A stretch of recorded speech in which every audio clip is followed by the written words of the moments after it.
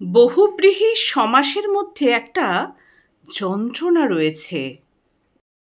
ধরো পীতাম্বর, হয়তো পিঠ নিয়ে কিছু বলবার ছিল তার, অথবা অম্বরে ঘুড়ি ওড়াবার ছিল। সব কিছু আটকে গেল কৃষ্ণের দু পায়ে। কৃষ্ণের দু পায়ে বিধে রইল সব মানে। আমাদের সম্পর্ক বহুব্রীহি সমাসের মতো। আমার চোখের জলে যতবার ভিজে যায় তোমার দু চোখ। দর্শকাসন থেকে আওয়াজ ওঠে, আরো একবার হোক।